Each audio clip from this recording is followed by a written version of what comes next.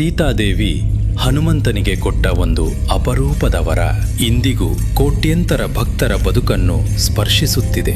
ಆದರೆ ಆ ವರ ಏನು ಎಂಬುದು ಬಹುತೇಕರಿಗೆ ಗೊತ್ತೇ ಇಲ್ಲ.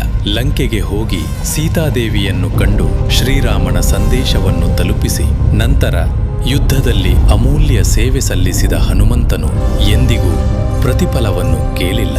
ಅವನ ನಿಸ್ವಾರ್ಥ ಭಕ್ತಿ, ವಿನಯ ಮತ್ತು ಅಚಲ ಸೇವೆಯನ್ನು ಕಂಡ ಸೀತಾದೇವಿ ಅತ್ಯಂತ ಸಂತೋಷಪಟ್ಟಳು.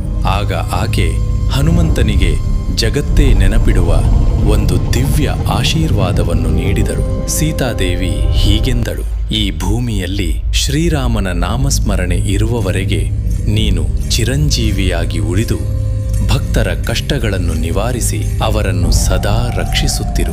ಇದೇ ಕಾರಣಕ್ಕೆ ಹನುಮಂತನನ್ನು ಇಂದಿಗೂ ಚಿರಂಜೀವಿ ಎಂದು ಪೂಜಿಸಲಾಗುತ್ತದೆ. ರಾಮನಾಮ ಕೇಳುವ ಪ್ರತಿಯೊಂದು ಸ್ಥಳದಲ್ಲೂ ಹನುಮಂತನ ಸಾನ್ನಿಧ್ಯ ಇರುತ್ತದೆ ಎಂದು ಭಕ್ತರು ನಂಬುತ್ತಾರೆ. ನೀವು ಕೂಡ ಹನುಮಂತನ ಭಕ್ತರಾಗಿದ್ದರೆ ಕಾಮೆಂಟ್ನಲ್ಲಿ ಜೈ ಶ್ರೀರಾಮ, ಜೈ ಹನುಮಾನ್ ಎಂದು ಬರೆಯಿರಿ.